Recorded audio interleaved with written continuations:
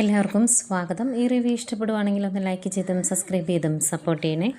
അപ്പോൾ ആദർശ് ദേവയാനിയോട് പറയുന്നുണ്ട്, എന്തൊക്കെയാണെങ്കിലും അമ്മ വീട്ടിൽ പോയി എൻ്റെ ഉദ്ദേശങ്ങളും ലക്ഷ്യങ്ങളും ഒന്നും ചർച്ച ചെയ്യരുത്, പ്രത്യേകിച്ച് അഭിയും അപ്പച്ചിയും ഉള്ളപ്പോൾ എന്ന് പറയുമ്പം ദേവയാനി പറയുന്നുണ്ട്, ഇനിയിപ്പം അവനെ പണ്ടത്തെ പോലെ തളച്ചിടാനൊന്നും പറ്റത്തില്ല. രണ്ടുപേരുടെയും രഹസ്യങ്ങളെല്ലാം നവ്യ അറിഞ്ഞല്ലോ, അതുകൊണ്ട് തന്നെ. പക്ഷേ ഇപ്പോഴും എൻ്റെ മുമ്പിൽ രണ്ടും പേടിച്ചാണ് നിൽക്കുന്നത്.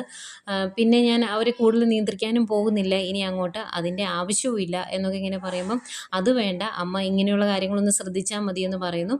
പിന്നെ നയനയോട് പറയുന്നുണ്ട് കേട്ടോ, മോളുടെ മനസ്സിലെ ആഗ്രഹം എന്താണ് എന്ന് ഞാൻ മുത്തച്ഛനെ അറിയിക്കാം, വരാൻ വേണ്ടി നിർബന്ധിക്കുകയും ചെയ്യാം, മുത്തശ്ശിയോടും പറയാം, അവർ വരുമോ എന്നൊന്നും അറിയില്ല, എങ്കിലും ഞാൻ ശ്രമിച്ചു നോക്കാം എന്നൊക്കെ പറയുന്നു. അന്നേരം ചെറിയ സന്തോഷം ആകുന്നുണ്ട് നയനയ്ക്ക്. അത് കഴിഞ്ഞ് ദേവയാനി അവരോട് യാത്ര പറഞ്ഞ് ഇറങ്ങുവാണ് അവിടുന്ന്. അന്നേരം ആദർശനോട് പറയുന്നുണ്ട്, അമ്മ പറഞ്ഞു കഴിയുമ്പോൾ മുത്തശ്ശൻ ചിലപ്പം വരുമായിരിക്കും അല്ലേ എന്ന്. അന്നേരം ആദർശ് പറയുന്നുണ്ട്, അത് നിൻ്റെ സമാധാനത്തിന് അമ്മ പറഞ്ഞതാണ്, ഒരു 10% പോലും മുത്തശ്ശൻ ഇങ്ങോട്ട് വരും എന്ന് ഞാൻ പ്രതീക്ഷിക്കുന്നില്ല എന്ന് ആദർശ് തുറന്ന് പറയുന്നുണ്ട്. പിന്നെ കാണിക്കുന്നത് വീട്ടിലെത്തിയതിന് ശേഷം മുത്തശ്ശൻ്റെ അടുത്തേക്ക് ഇതിനെപ്പറ്റി സംസാരിക്കാനായിട്ട് വരുവാണ് മുത്തശ്ശിയും ജയനും ദേവയാനിയും കൂടെ. എന്നിട്ട് മുത്തശ്ശി വന്നിട്ട് പറയും, ദേ ഇവർക്ക് നിങ്ങളോട് എന്തോ സംസാരിക്കാനുണ്ട് എന്ന്. അന്നേരം മുത്തശ്ശൻ ചോദിക്കും, അവർക്ക് എന്തെങ്കിലും എന്നോട് പറയാനുണ്ടെങ്കിൽ അതിന് തൻ്റെ ശുപാർശയുടെ ആവശ്യം എന്താ, അത് അങ്ങനെ ഒരു കാര്യം ഇതുവരെ ഇല്ലായിരുന്നല്ലോ എന്നൊക്കെ പറയുമ്പം മുത്തശ്ശി പറയുന്നുണ്ട്, അതിപ്പോൾ തുടങ്ങിയ പരിപാടിയാണ്, പണ്ടിങ്ങനെയായിരുന്നു, അവർക്ക് എന്തെങ്കിലും പറയണമെന്നുണ്ടെങ്കിൽ എന്നോട് വന്ന് പറയും, ഞാനായിരുന്നു നിങ്ങളോട് പറഞ്ഞുകൊണ്ടിരുന്നത്, അതുപോലത്തെ ഒരു സാഹചര്യം ഇപ്പം വന്നതുകൊണ്ടാണ് എന്ന് പറയും. മുത്തശ്ശൻ പഴയ കാര്യമൊക്കെ പറയാൻ തുടങ്ങുമ്പോൾ മുത്തശ്ശി പറയുന്നുണ്ട്, ഇനി പഴംപുരാണം പറഞ്ഞ് സമയം കളയണ്ട, അവർക്ക് പറയാനുള്ളത് കേൾക്കുക എന്ന് പറയും. അന്നേരം ദേവേനി പറയുന്നുണ്ട്, അച്ഛാ 2 ദിവസം കഴിയുമ്പം നയനയുടെ 3-ാം മാസത്തെ ചടങ്ങ് നടക്കുവാണ്, അവൾക്ക് വലിയ ആഗ്രഹമുണ്ട് അച്ഛനും കൂടെ ചെല്ലണമെന്ന്, അതുകൊണ്ട് അച്ഛനും വന്നം എന്ന് പറയുമ്പം ഞാൻ വരില്ല എന്ന് മുത്തശ്ശൻ തീർത്ഥങ്ങ് പറയുവാണ്.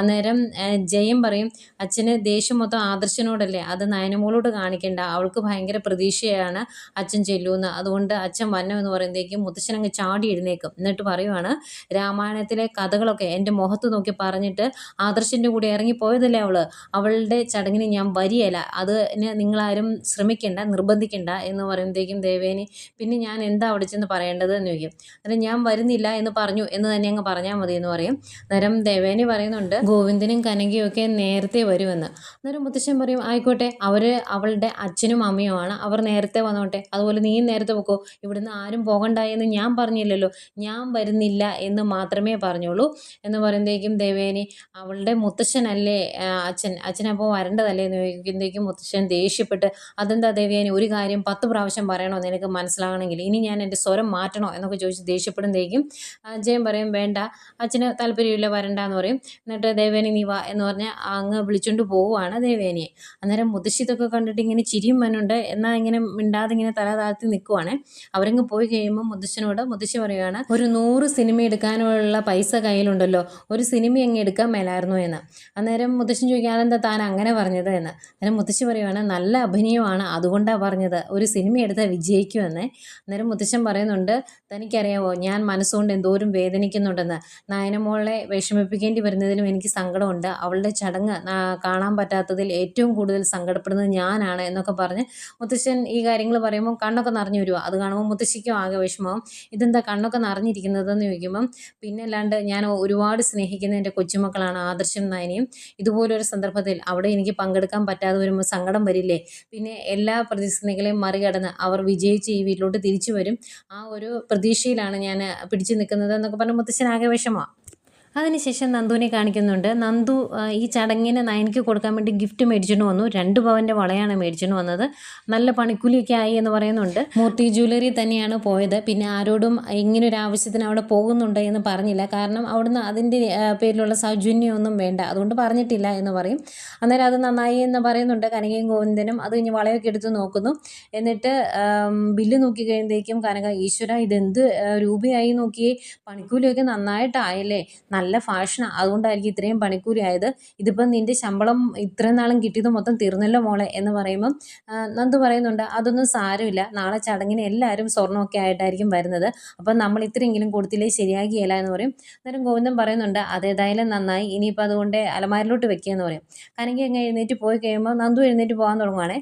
അന്നേരം ഗോവിന്ദൻ പറയുന്നുണ്ട്, ഇത് കൊടുത്താലും കുഴപ്പമൊന്നുമില്ല, ഇതിൻ്റെ ഇരട്ടി നിൻ്റെ കല്യാണത്തിന് അവർ തിരിച്ചു തരും എന്ന് പറയുമ്പം നന്ദു പറയുവാണ്, അതിന് കല്യാണം ഉണ്ടെങ്കിലല്ലേ ഉള്ളൂ, ഉടനെ ഒന്നും ആ ഒരു കാര്യത്തെപ്പറ്റി നിങ്ങൾ ആരും ചിന്തിക്കേണ്ട, അതിപ്പോൾ നടക്കാനും പോണില്ല എന്ന് പറഞ്ഞിട്ട് അങ്ങ് കയറി പോകുമ്പം ഇത്തിരി വിഷമാവുന്നുണ്ട് ഗോവിന്ദന്. പിന്നെയും മുത്തശ്ശിയും കാണിക്കുന്നുണ്ട്. രണ്ടുപേരൂടെ ഇരിക്കുമ്പം ദേവേനെ വീണ്ടും ഇതേ കാര്യം പറഞ്ഞു ചെല്ലും.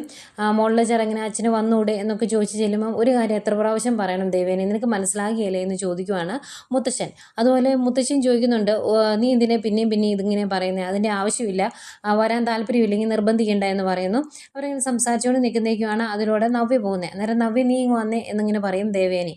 അടുത്ത് വന്ന് കഴിയുമ്പോൾ നവ്യോട് ചോദിക്കും, 2 ദിവസം കഴിയുമ്പം നിൻ്റെ അനിയത്തിയുടെ 3-ാം മാസത്തെ ചടങ്ങാണ്, നീ വരുന്നില്ലേ എന്ന് ചോദിക്കുമ്പം നവ്യ പറയുന്നുണ്ട്, ഞാൻ വരുന്നില്ല, കാരണം എൻ്റെ കുടുംബജീവിതം തകർക്കാനാണ് ഈ വീട്ടിലുള്ള എല്ലാവരും ശ്രമിക്കുന്നത്, അതുപോലെ തന്നെയാണ് എൻ്റെ അനിയത്തിയായ അവളും ശ്രമിക്കുന്നത്, അതുകൊണ്ട് വരാൻ എനിക്ക് താല്പര്യമില്ല എന്ന് പറയും. എന്നിട്ട് മുത്തശ്ശനോടായിട്ട് പറയുവാണ്, മുത്തശ്ശൻ ഇപ്പം കാര്യങ്ങൾ വല്ലതും അറിഞ്ഞായിരുന്നോ, ഞാനിപ്പം എൻ്റെ വീട്ടിൽ പോയി വലിയൊരു വഴക്ക് കഴിഞ്ഞിട്ടാണ് വരുന്നത്. അവളുണ്ടല്ലോ എൻ്റെ അനിയത്തി എന്ന് പറയുന്ന പോലീസ് ഓഫീസർ നന്ദു, അവളാണെങ്കിൽ AN ജ്വല്ലറി ചെന്ന് ഡേവിഡ് സാറിനെ അറസ്റ്റ് ചെയ്യാൻ വേണ്ടി ശ്രമിച്ചു. അങ്ങനെ ചെയ്യാൻ അവൾ തുനിഞ്ഞത് എന്തിനാണ് എന്ന് എനിക്കറിയാം, കാരണം ഡേവിഡ് സാറിനെ അറസ്റ്റ് ചെയ്തുകൊണ്ട് പോയിട്ടുണ്ടെങ്കിൽ എൻ്റെ ജോലി അവിടുന്ന് ഇല്ലാണ്ടാവും, അതുപോലെ അബിക്കിപ്പം കൊടുത്തേക്കാം എന്ന് പറഞ്ഞ ആ ജോലിയും അവർ ചിലപ്പം കൊടുത്തില്ലെന്ന് വരും, അതിനുവേണ്ടി തന്നെയാണ് അവൾ ഇതെല്ലാം ചെയ്തത് എന്നൊക്കെ പറയുമ്പം മുത്തശ്ശൻ പറയുന്നുണ്ട്, നന്ദു എന്ന് പറയുന്ന പോലീസ് ഓഫീസറെ എനിക്ക് നന്നായിട്ട് അറിയാം, തെറ്റായ രീതിയിൽ അവളൊന്നും ചെയ്യില്ല, അവൾ അങ്ങോട്ട് അറസ്റ്റ് ചെയ്യാൻ വേണ്ടി പോയിട്ടുണ്ടെങ്കിൽ അതിൻ്റെ പിന്നിൽ എന്തെങ്കിലും കാരണവും കാണും എന്ന് പറയുമ്പോഴേക്കും നവ്യ പറയുവാണ്, മുത്തശ്ശൻ അവളെ ന്യായീകരിക്കുമെന്ന് എനിക്ക് അറിയാം, കാരണം മുത്തശ്ശൻ്റെ മനസ്സിൽ ഇപ്പോഴും കൊച്ചുമോനും കൊച്ചുമകളും ഒക്കെ ഉണ്ട്, അവരോടുള്ള സ്നേഹമുണ്ട്, അവരെ ഇവിടുന്ന് ഇറക്കി വിട്ടപ്പോൾ ഒന്ന് കാണാൻ പോലും പോകാതിരുന്നപ്പോൾ എനിക്ക് ഒരുപാട് ഇഷ്ടവും സ്നേഹവും ഒക്കെ മുത്തശ്ശനോട് തോന്നിയതാണ്, പക്ഷെ മുത്തശ്ശൻ്റെ മനസ്സിൽ ഇപ്പോഴും അവരാണ് എന്ന് എനിക്കറിയാം, അല്ലെങ്കിൽ അബിയെ ഇവിടുന്ന് അറസ്റ്റ് ചെയ്തുകൊണ്ട് പോയപ്പോൾ എൻ്റെ അനിയത്തി അവനെ പോലീസ് സ്റ്റേഷനിൽ കയറ്റി ഇടിച്ചൊരു പരുവാക്കിയപ്പോൾ മുത്തശ്ശൻ പ്രതികരിച്ചേനെ എന്ന് പറയുമ്പം മുത്തശ്ശൻ പറയുന്നുണ്ട്, എനിക്കതിൻ്റെ ആവശ്യമില്ല, തെറ്റ് കാണിച്ച ആരെയും ഞാൻ ന്യായീകരിക്കില്ല, അവർക്കൊക്കെ അർഹതപ്പെട്ട ശിക്ഷ ഞാൻ കൊടുത്തിട്ടുമുണ്ട് എന്നൊക്കെ പറയുന്നു. അന്നേരം നവ്യ പറയുന്നുണ്ട്, ഇതൊക്കെ നിങ്ങൾ പുറമേ കാണിക്കുന്നതാണെന്ന് എനിക്കറിയാം, ഇപ്പോഴും നിങ്ങളുടെയൊക്കെ മനസ്സിൽ നിങ്ങളുടെ ആ കൊച്ചുമകൻ ആദർശ് തന്നെയാണ്, അതുകൊണ്ടാണ് അയാൾ ചെയ്ത തെറ്റ് എൻ്റെ അഭിയുടെ തലയിൽ നിങ്ങളെല്ലാവരും കൂടി കെട്ടിവെക്കാൻ ശ്രമിച്ചത്, അതിന് എൻ്റെ അമ്മയും അച്ഛനും ഒക്കെ കൂട്ടുനിന്നു എന്നൊക്കെ പറയുമ്പം ദേവേനെ പറയുന്നുണ്ട്, പറയാനുള്ള കാര്യങ്ങളെല്ലാം തുറന്ന് നിൻ്റെ അമ്മ തന്നെ നിന്നോട് പറഞ്ഞിട്ടുണ്ട്, അത് നീ വിശ്വസിക്കാതെ ഞങ്ങളുടെ കുഴപ്പമല്ല എന്ന്. അന്നേരം നവ്യ പറയുന്നുണ്ട്, എനിക്കിപ്പം എല്ലാ കാര്യങ്ങളും നന്നായിട്ട് അറിയാം, അതിനെപ്പറ്റി കൂടുതൽ പറയാതിരിക്കുന്നതാണ് നല്ലത് എന്ന് പറയുമ്പം മുത്തശ്ശൻ പറയുന്നുണ്ട്, ആ രീതിയിലുള്ള സംസാരം ഇനി വേണ്ട എന്ന്. അപ്പോഴത്തേക്കും നവ്യ തുള്ളിച്ചാടി അങ്ങ് പോകട്ടോ. പോയി കഴിയുമ്പോൾ ദേവേനെ പറയുവാണ്, അവളെ കൊണ്ട് വിശ്വസിപ്പിക്കാൻ ഇപ്പോഴും കഴിയും, അത് നമ്മൾ ചെയ്യാത്തതല്ലേ എന്ന് പറയുമ്പോൾ മുത്തശ്ശൻ പറയുന്നുണ്ട്, ആ വഴിയൊന്നും നീങ്ങണ്ട, കാരണം കനക സത്യങ്ങളെല്ലാം വിളിച്ചു പറഞ്ഞ ആ സമയത്ത് നമ്മളെല്ലാം എന്തോരം ടെൻഷൻ അടിച്ചു എന്ന് നിനക്കറിയാലോ, നിൻ്റെ മരുമകൾ എത്രത്തോളം ടെൻഷൻ അടിച്ചു എന്ന് നിനക്കറിയാലോ, അതുകൊണ്ട് ആ രീതിയിലുള്ള കാര്യങ്ങളൊന്നും ചെയ്യണ്ട, അവൾ അവളുടേതായ രീതിയിലുള്ളതൊക്കെ ചെയ്യട്ടെ എന്ന് പറയുന്നു. പിന്നെ അനിയെ കാണിക്കുന്നുണ്ട്, അനിയുടെ അടുത്തേക്ക് ഭയങ്കര സന്തോഷത്തോടെ വരുവാണ് നവീൻ. എന്നിട്ട് പറയുന്നുണ്ട്, അവന്തികമായിട്ടുള്ള പ്രശ്നങ്ങളെല്ലാം പറഞ്ഞു തീർത്തു, അവളോട് ഞാൻ എൻ്റെ മനസ്സിലുള്ള കാര്യങ്ങളൊക്കെ തുറന്നു പറഞ്ഞു, ആദ്യം അവൾക്ക് കുറച്ച് വിഷമമായിരുന്നു, എങ്കിലും അവൾ അതിനെ ഉൾക്കൊണ്ടിട്ടുണ്ട്, അതുകൊണ്ട് ഇനി ആ രീതിയിലുള്ള ഒരു ടെൻഷൻ എനിക്ക് ഉണ്ടാകില്ല എന്നൊക്കെ പറയുമ്പം, നീ ഇത് ഇത്ര പെട്ടെന്ന് പറയണ്ടായിരുന്നു എന്ന് അനി പറയുവാണേ. അന്നേരം നവീൻ പറയുന്നുണ്ട്, ഇങ്ങനെയുള്ള കാര്യമൊന്നും വെച്ചുകൊണ്ടിരിക്കാൻ പറ്റത്തില്ല, പെൺകുട്ടികൾക്ക് പ്രതീക്ഷ കൊടുത്തു കഴിഞ്ഞ് പിന്നെ നമ്മൾ പറ്റില്ല എന്ന് പറയുമ്പോൾ അത് പിന്നെ വലിയ പ്രശ്നത്തിലേക്ക് പോകും, അതുകൊണ്ടാണ് ഞാൻ ആദ്യമേ അങ്ങ് തുറന്നു പറഞ്ഞത്. പിന്നെ എൻ്റെ വീട്ടിലുള്ളവരുടെ ഭാഗത്തും തെറ്റുണ്ട്, കാരണം അവരാണല്ലോ അങ്ങോട്ട് പെണ്ണ് ആലോചിച്ച് ആദ്യമേ പോയത്, അതുകൊണ്ട് ഞാൻ അവളോടെല്ലാം പറഞ്ഞു, ക്ഷമയും ചോദിച്ചു എന്നുള്ള രീതിയിലൊക്കെ പറയുന്നു. എന്നിട്ട് അനിയോട് പറയുവാണ്, നീ അവളോട് ഒന്നുകൂടി ഒന്ന് സൂചിപ്പിച്ചേക്കണം കേട്ടോ, എൻ്റെ മനസ്സിൽ വേറൊരു പെൺകുട്ടി ഉണ്ടെന്ന്, പറ്റുവാണെങ്കിൽ നന്ദുവിൻ്റെ പേരും അങ്ങ് പറഞ്ഞു, അങ്ങനെയാകുമ്പം ആ രീതിയിൽ കല്യാണം മുറിവുവാണെങ്കിൽ നല്ലതാണ് എന്ന് പറയുമ്പം അനി പറയുന്നുണ്ട്, അവന്തിക്ക് നീ കല്യാണത്തിന് താല്പര്യമില്ല എന്ന് പറഞ്ഞപ്പോൾ തന്നെ നല്ല വിഷമമായി കാണും, അതുകൊണ്ട് തന്നെ ഇനിയിപ്പം നീയും നന്ദുവായിട്ടുള്ള വിവാഹം നടത്താനൊന്നും അനന്തപുരിയിലുള്ളവർ ശ്രമിക്കില്ല, കാരണം അത് കൂടുതൽ അവന്തിയെ വിഷമിപ്പിക്കും എന്ന് പറയുമ്പം നവീൻ പറയുന്നുണ്ട്, അങ്ങനെയാണെങ്കിൽ നീ പറയണ്ട, പക്ഷേ നന്ദുവിനോട് ഇടയ്ക്കിടയ്ക്ക് എൻ്റെ മനസ്സിലിരിപ്പ് നീ പറയണം കേട്ടോ എന്ന് പറയുമ്പോൾ നോക്കാം എന്ന് പറയുന്നു. എന്നിട്ട് അനി അങ്ങ് പോവുകയാണേ. അന്നേരം അതിനിടയ്ക്ക് നവീൻ പറയുന്നുണ്ടായിരുന്നു, ഞാൻ അവൾക്ക് ബർത്ത്ഡേക്ക് ഒരു മോതിരം കൊടുത്തു, അത് അവളുടെ കയ്യിൽ കിടപ്പുണ്ട്, പിന്നെ ഒരുമിച്ച് ബർത്ത്ഡേ കേക്ക് മുറിച്ചു, അങ്ങനെയുള്ള ചെറിയ ചെറിയ സന്തോഷങ്ങളൊക്കെ മതി, പയ്യെ ഞങ്ങളങ്ങ് അടുത്തോളാം എന്നൊക്കെ പറയുമ്പോൾ ഇത് കേട്ടിട്ടങ്ങ് സഹിക്കാൻ പറ്റുന്നില്ല എനിക്ക്, അതുകൊണ്ടാണ് അനി അവിടുന്ന് പെട്ടെന്ന് പോകുന്നത്. ഈ സമയം അവന്തിക ഈ കാര്യങ്ങളെല്ലാം നാഗേന്ദ്രനോട് പോയി പറഞ്ഞു. അന്നേരം നാഗേന്ദ്രൻ പറയുന്നുണ്ട്, അവന് ഇഷ്ടമല്ല എന്ന് തുറന്നു പറഞ്ഞത് നന്നായി, അവനേക്കാൾ നല്ല ഒരു ചെറുക്കൻ നിന്റെ കൺമുമ്പിൽ തന്നെ ഉണ്ട് എന്ന് പറയുമ്പം അവന്തിക ചോദിക്കുന്നുണ്ട്, അതാരാ അച്ഛൻ ഉദ്ദേശിച്ചത്? ഇത്രയും ദിവസം എന്നോട് പറഞ്ഞത് നവീനാണ് എനിക്ക് ഏറ്റവും കൂടുതൽ ചേരുന്നത് എന്നല്ലേ, ഇപ്പോൾ ആരെ അച്ഛൻ ഉദ്ദേശിക്കുന്നത് എന്ന് ചോദിക്കുമ്പം നാഗേന്ദ്രൻ പറയുന്നുണ്ട്, ഞാൻ ഉദ്ദേശിച്ച ആൾ ഇപ്പം മൂർത്തി ജ്വല്ലറിയുടെ MD ആണ് എന്ന് പറയുമ്പോഴത്തേക്കും ഇങ്ങനെ അന്തിച്ചിരിക്കുവാണ് അവന്തിക. എന്നിട്ട് പറയുന്നുണ്ട്, നീ ടെൻഷൻ ആവുമൊന്നും വേണ്ട, അവൻ ഇപ്പം മൂർത്തി ജ്വല്ലറിയുടെ MD ആണ്.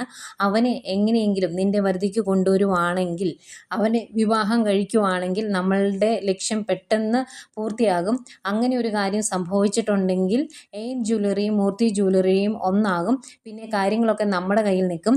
ഈ സമയം കൊണ്ട് അവിടെ നിന്നും മൂർത്തിയും ബാക്കിയുള്ളവരെ അടിച്ച് നമുക്ക് പുറത്ത് കളയുകയും ചെയ്യാം എന്ന് പറയുമ്പം ഇതൊക്കെ നടക്കുമോ എന്ന് ചോദിക്കുവാണ് അവന്തിക.